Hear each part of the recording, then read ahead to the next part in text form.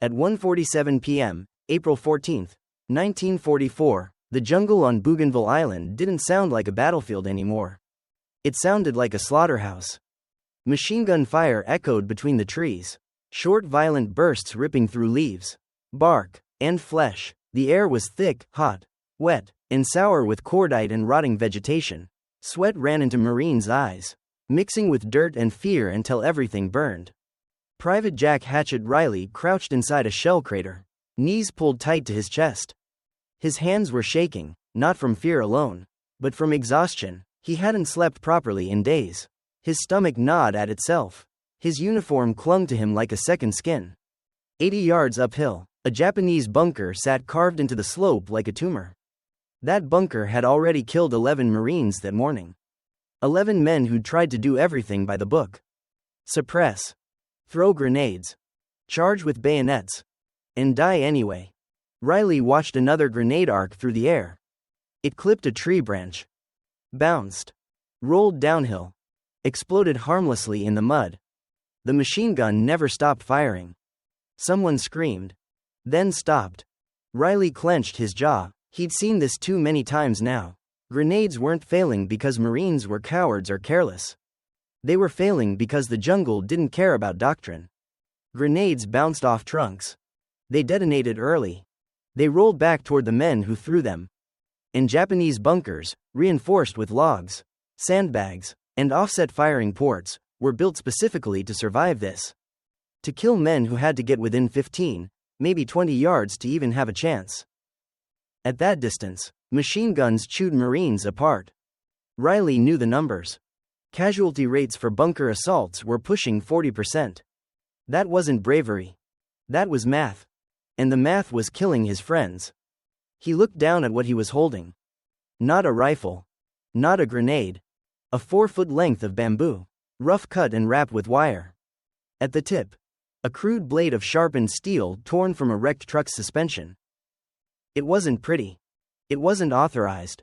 And if any officer found it, Riley would be court-martialed on the spot. But it had one thing grenades didn't. Range. Riley exhaled slowly, feeling the weight of the weapon in his palm, the balance point resting exactly where his fingers expected it to be. He didn't think of regulations. He thought of Sullivan, still looking up at a grenade tangled in vines. Of Rodriguez, trying to outrun an explosion that rolled back toward him. Of Kowalski, wrapped in a tarp, waiting to be collected like excess gear. 80 yards. Straight line. No bounce. No arc. Just speed and precision. Someone hissed at him from behind. Riley, get down. He didn't. Because in the next 4 minutes, this piece of bamboo and scrap metal would do something no grenade ever had. It would change how Marines killed bunkers. And it would be a change the Marine Corps would spend decades trying to forget. Jack Riley wasn't born to be a Marine. He grew up in Polish Hill, Pittsburgh, a working-class neighborhood where the air always smelled like coal dust, oil, and hot steel. His father worked long shifts in the blast furnaces at Jones and Laughlin Steel. Coming home exhausted, shoulders permanently hunched, hands cracked and burned. The family lived in a cramped 2-room apartment above a butcher shop. Winters were bitter, summers were suffocating, noise never stopped, life was hard, loud, and unforgiving. Jack started working the mills at 14, lying about his age. There, he learned lessons school never taught him. Metal doesn't forgive mistakes. Strength means nothing without control. And precision beats brute force every time. But what truly shaped Riley didn't come from the factory. It came from throwing. His grandfather had competed in Javelin events back in the old country. On quiet afternoons, he taught Jack the ancient mechanics, how to grip the shaft, how to run up smoothly, how to transfer momentum through the hips, shoulders, and finally the hand. Not a high arc. Not a desperate heave. A straight, violent release. By 18, Riley could hit a barrel at 60 yards. By 20, he was winning amateur competitions across western Pennsylvania. When he enlisted in the Marine Corps in January 1942. 3 weeks after Pearl Harbor, none of that mattered. The Marines didn't care about javelins. They cared about rifles, grenades, and following orders without question. Boot camp at Paris Island exposed Riley's real problem almost immediately.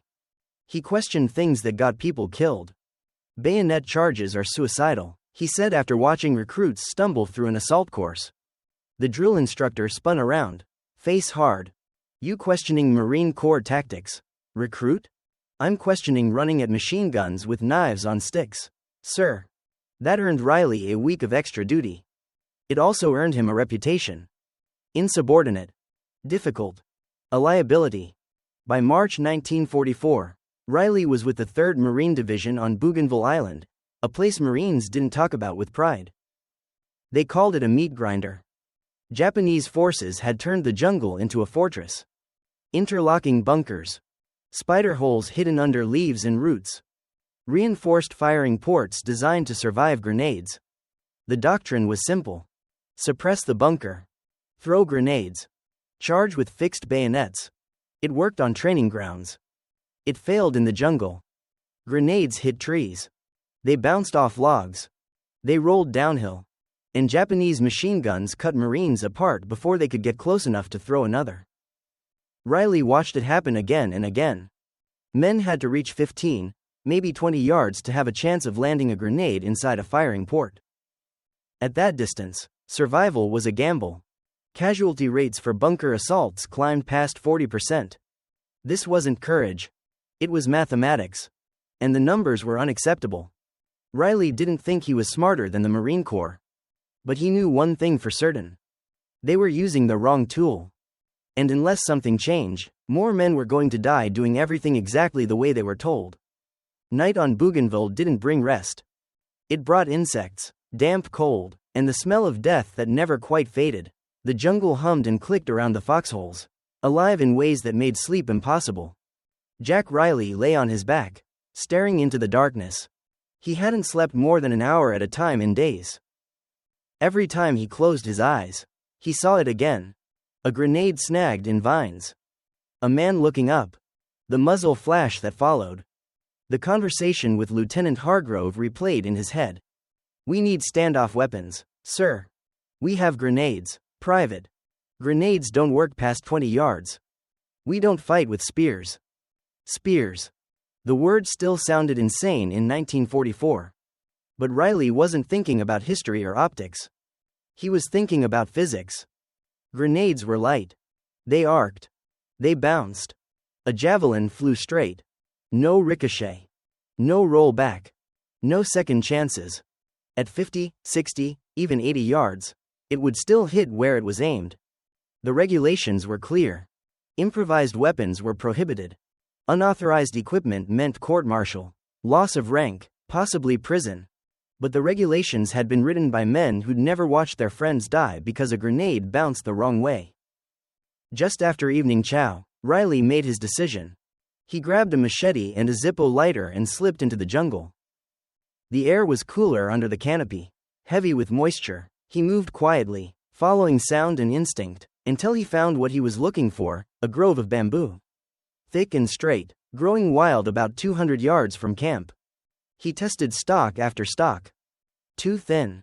Too brittle. Too soft. Finally, he found one that felt right. 4 feet long, 2 inches thick, dense, but light. Back in his foxhole, Riley worked by moonlight. He split the bamboo, shaved it down, feeling for balance. From a wrecked truck near the motor pool, he'd scavenged a piece of spring steel. Hard and resilient, he ground it down into a crude blade, uneven, ugly, but sharp. He lashed it into the bamboo with wire. Tested the balance. Too front heavy. He shaved more wood, wrapped additional wire toward the rear. Tested again. Better. Not perfect. But workable. His fingers were raw, embedded with splinters. Grease and sweat coated his hands. His stomach cramped from hunger. But he ignored it. This wasn't about comfort. It was about tomorrow. When he finally tested through the weapon at a tree trunk 30 feet away. It struck point first and buried itself deep into the wood. Riley exhaled. Then he made another. And another. Each one slightly better than the last. By dawn on April 12th, Riley had 4 javelins hidden beneath his poncho liner. If an officer found them, he was finished. But if he didn't use them, someone else would be. That morning, He carried one on patrol. Nobody noticed. Marines carried machetes, clubs, bayonets reshaped into knives. One more piece of bamboo didn't raise suspicion. That afternoon, the platoon ran into a Japanese bunker blocking a supply trail. Standard construction. Logs. Sandbags. Narrow firing port. Lieutenant Hargrove called for volunteers. 3 Marines advanced with grenades. Riley watched from 40 yards back. The first grenade hit a tree and bounced left. The second sailed over the bunker. The third exploded short. The machine gun never stopped. No one died this time, but nothing changed either. Artillery was called in. They waited. Riley looked down at the bamboo shaft in his hands. 80 yards, he thought. Could he really do it? In Pittsburgh, he'd hit barrels at 60, calm. Controlled, no one shooting back. Here, the ground was mud, his muscles were exhausted, his hands still ached from carving steel in the dark. But the math still worked. Straight line. No bounce. No arc. Just speed. He stood up. Private, get down, Hargrove snapped. Riley didn't. Sir, he said calmly, request permission to try something. Hargrove stared at the bamboo weapon. With that? Yes, sir. For a long moment, no one spoke. Then Hargrove sighed. One throw, he said, then you get down. Riley nodded. Thank you, sir. He stepped to the edge of the trail. The bunker sat uphill, firing port barely visible through leaves and dirt. 80 yards, slight crosswind from the left. Riley adjusted his grip. And for the first time since landing on Bougainville, the noise of the jungle faded. There was only the target. The jungle went silent. Not because the gun stopped firing, but because Riley stopped hearing it. He stood at the edge of the trail, bamboo shaft resting lightly in his palm. The weapon felt heavier than a competition javelin. The balance imperfect, but familiar enough. 80 yards, uphill, crosswind left. The bunker's firing port was barely visible. A dark slit between sandbags and logs, maybe 8 inches high, 12 inches wide. Inside it, a machine gun waited. Riley stepped back. 1 pace. 2. 3. His boots sank slightly into the mud. Too fast, he'd lose control. Too slow, the throw would die short. He inhaled, then let the air out slowly. 3 steps. 4. 5. Plant. The crossover came naturally, muscle memory forged years earlier in empty fields far from any war. His hips rotated, shoulders followed, weight transferring forward in a single violent motion. Release. The javelin left his hand at nearly 60 miles per hour. It didn't arc like a grenade. It flew flat and fast, rotating just enough to keep the steel tip forward. For less than 2 seconds, it cut through humid air and drifting smoke. Then, thunk. Not an explosion. Not a roar. Just the dull, unmistakable sound of metal punching into wood. A scream erupted from inside the bunker. The machine gun stopped. Every Marine froze. What the hell? Someone whispered. Riley didn't wait. He grabbed his second javelin. The Japanese inside were shouting now, confused. Panicked, Riley adjusted his angle, accounting for the slope. Release.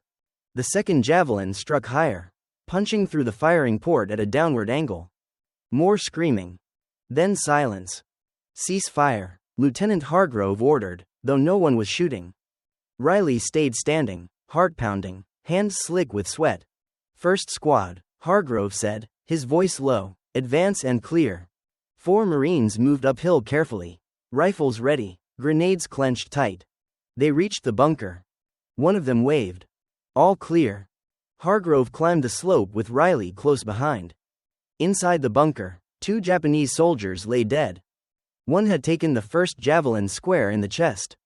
The other had been struck in the throat by the second. The machine gun sat unmanned, its barrel still warm. For a moment, no one spoke. Sergeant Mike Dawson finally broke the silence, lifting one of the bamboo weapons and turning it over in his hands. You made this? Yes, Sergeant. How far can you throw these? 80 yards, Riley said, maybe 90 downhill. Dawson looked at Hargrove. Sir, he said quietly, this changes things. Hargrove nodded. Private Riley, He said, "Make more." That wasn't a suggestion. It was an order.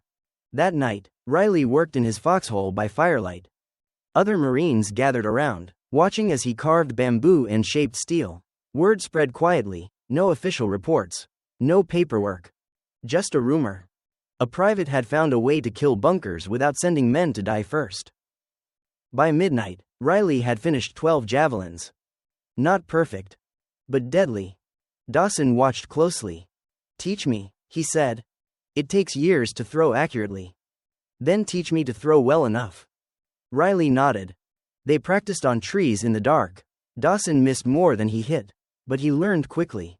By morning, 3 more Marines were trying. None could match Riley. But they didn't have to. 40 yards was already enough to save lives. And in the jungle, saving lives mattered more than perfection. By dawn, something had changed on Bougainville. The Marine Corps just didn't know it yet. At 1:47 p.m., April 14, 1944, the assault on Hill 155 began exactly the way doctrine demanded.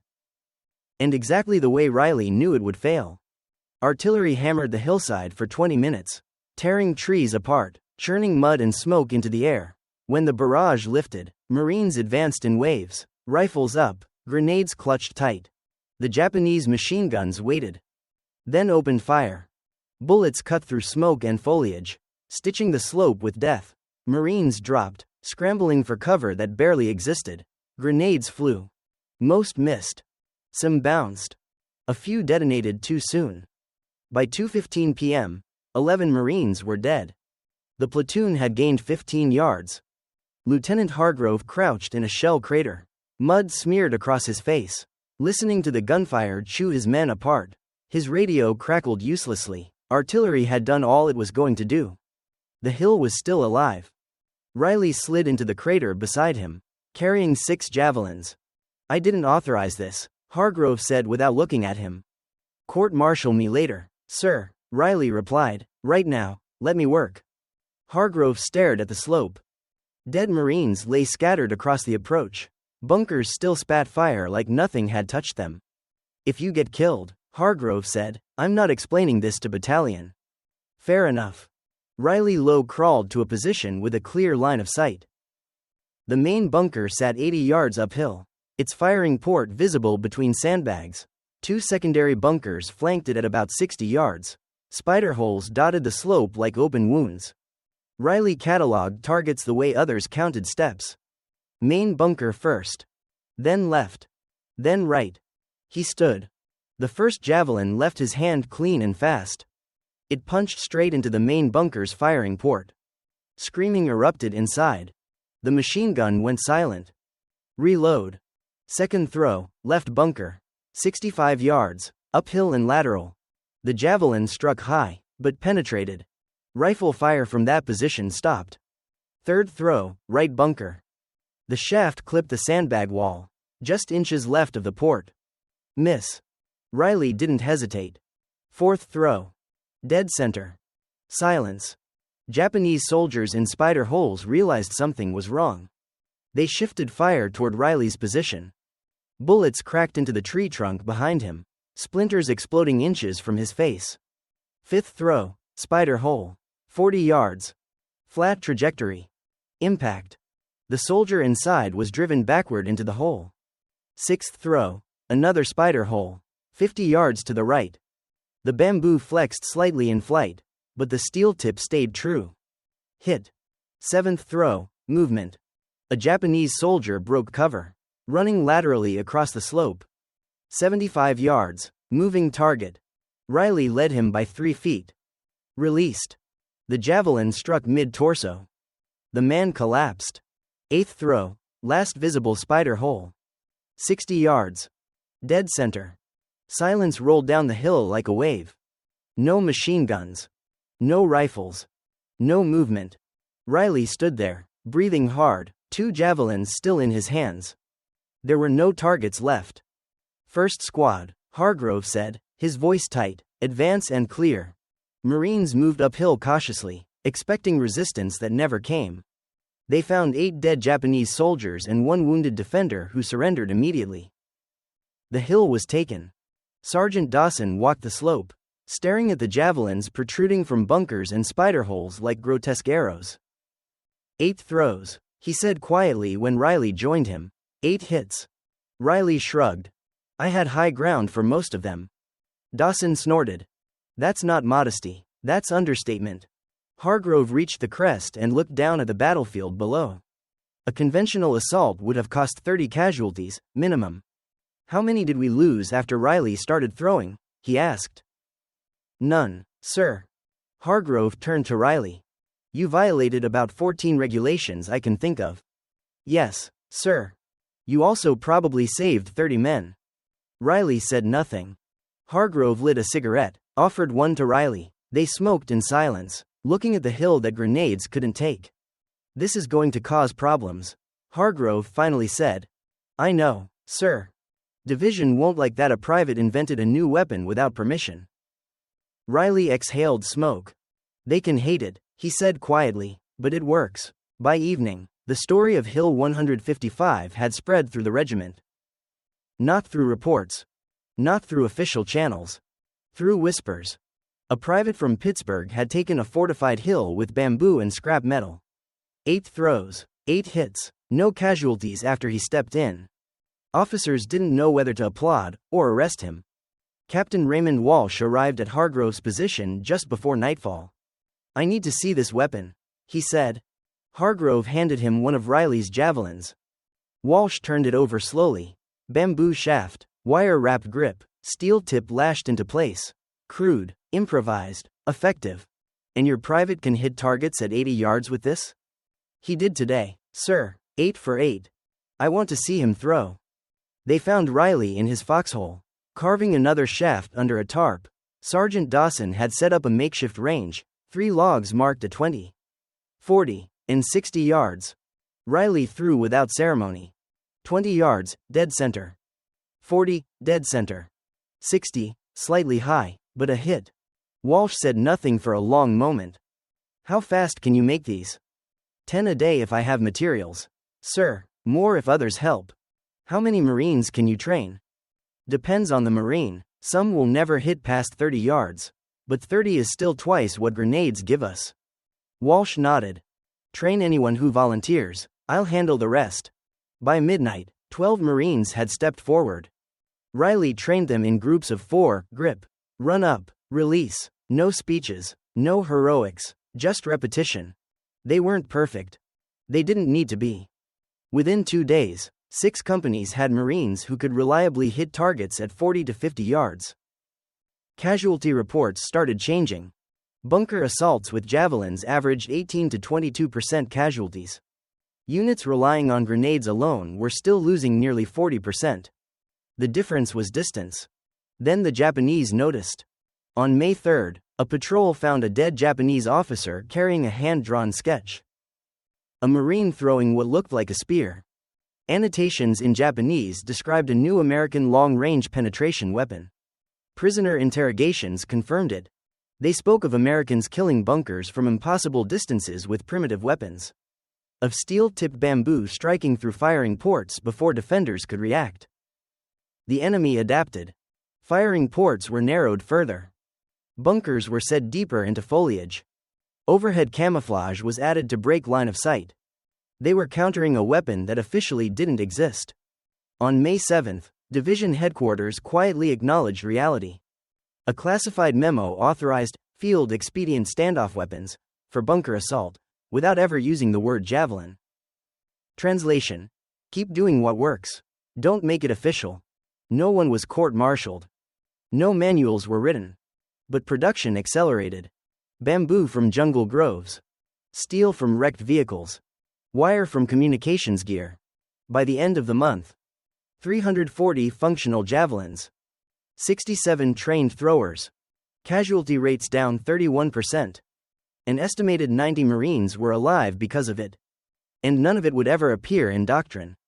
Because institutions don't like solutions that come from the bottom up. Especially when they work. When organized Japanese resistance on Bougainville finally collapsed in mid-May 1944. The javelins disappeared with it. They weren't shipped out. They weren't catalogued. They weren't studied. Most were burned, buried in the jungle, or left to rot alongside abandoned equipment.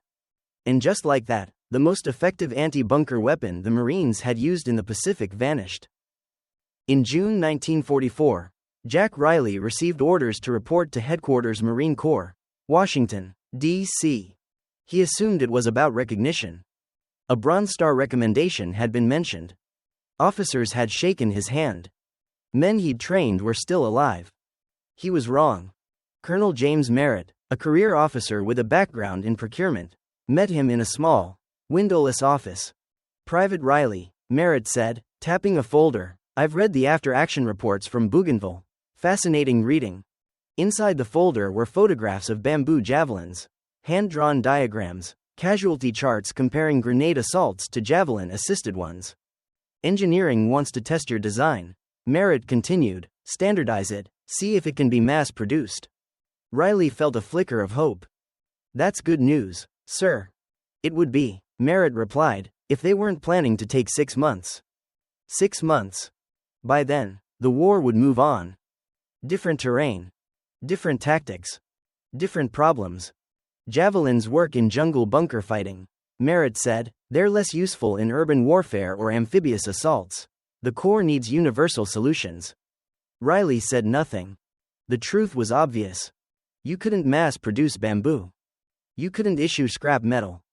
You couldn't write doctrine that said improvise and break the rules. How would you do it, Private? Merritt asked. Riley answered without hesitation. "You don't," he said. "You give Marines materials and trust them to solve problems." Merritt smiled. "That's not how institutions work, son." "No, sir," Riley replied, "but it's how men survive." The meeting ended without a decision.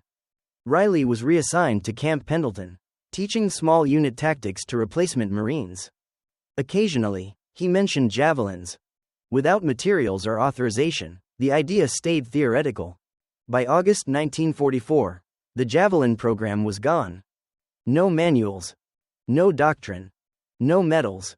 Just scattered Marines across the Pacific who remembered a time when bunkers died from 80 yards away. Riley finished the war in the Pacific. Okinawa, Iwo Jima, places where terrain and tempo made javelins impractical. He never threw one in combat again. After the war, he went home to Pittsburgh. Construction. Then a machine shop. Marriage. 3 children.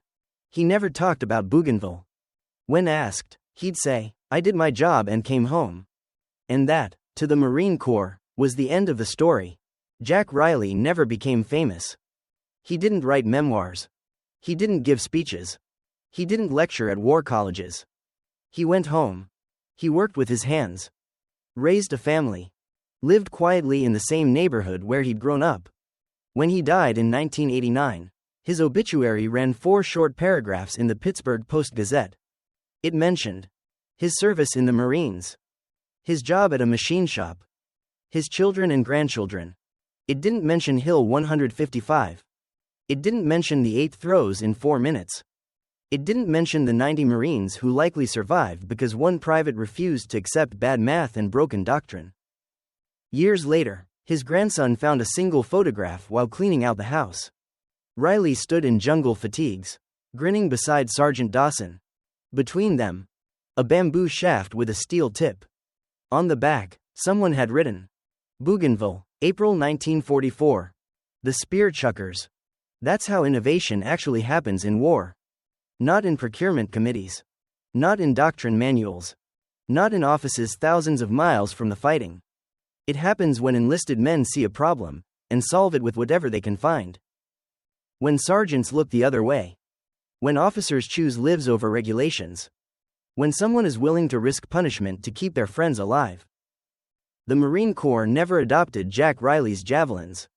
But for 3 weeks in the spring of 1944, they were the most effective anti-bunker weapon in the Pacific. And the man who made them never got credit. If you value stories like this, the ones history almost buried, like this video. Subscribe to stay connected with the untold side of war. And leave a comment telling us where you're watching from. Because some stories survive only if we keep telling them.